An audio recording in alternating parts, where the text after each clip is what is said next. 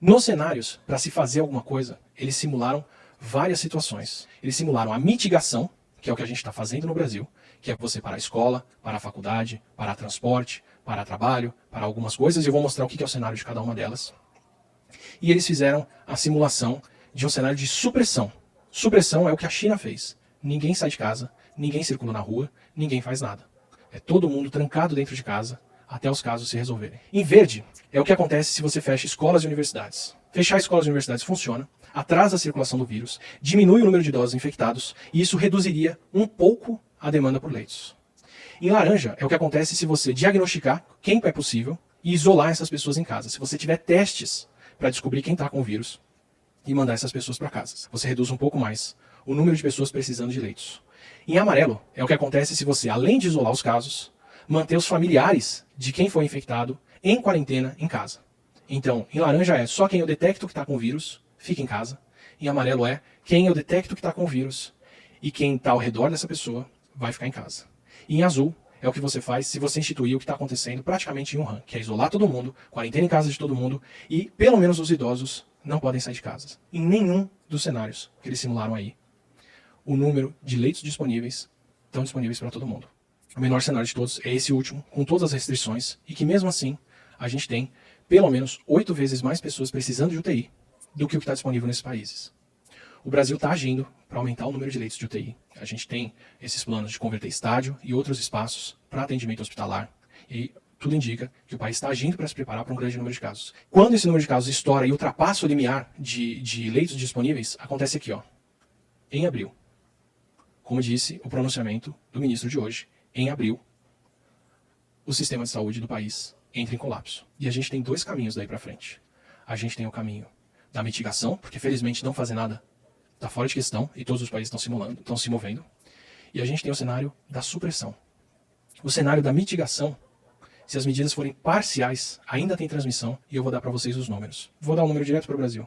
Um cenário desse de mitigação em que a gente não suprime as pessoas, não mantém elas em casa, e deixa mais do que o básico funcionando, a gente ainda tem leitos faltando, a gente ainda tem a mortalidade da Covid dobrando, porque as pessoas não vão ter respirador, e a gente teria, ignorando que a proporção de idosos do Brasil é diferente, e que as condições sociais aqui podem ser piores, pelo menos 1 milhão de mortos até o fim de agosto.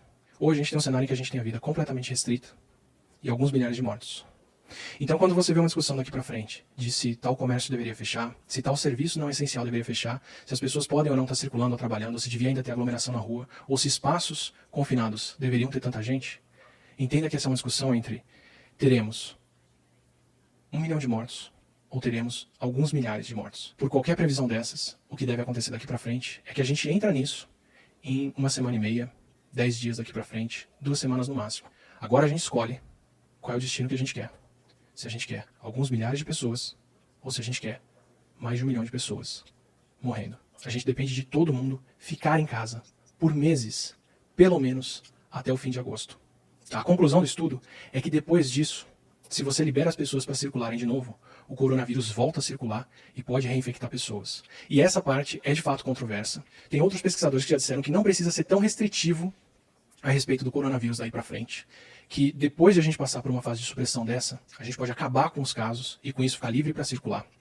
Que de qualquer forma a gente vai ter que manter as fronteiras fechadas por conta disso, porque a gente não pode deixar os casos serem importados e começarem de novo um surto. Essa é a situação em que a China está agora. Eles conseguiram suprimir a doença até o ponto em que eles mal têm casos internos e tem alguns casos externos sendo recebidos. Mas tudo indica que dentro de algum tempo eles vão poder retomar a vida deles, até começar a estourar um outro surto de coronavírus e eles terem que impor de novo a supressão para as pessoas. E a gente talvez tenha que alternar entre supressão, mitigação, mais para frente, até a gente ter uma vacina, até a gente ter um remédio, dando condições para todo mundo ter um atendimento de saúde, para todo mundo que precisa de uma emergência se curar, se cuidar. Você tem mais 1 semana ou 2, no máximo, de normalidade na sua cidade.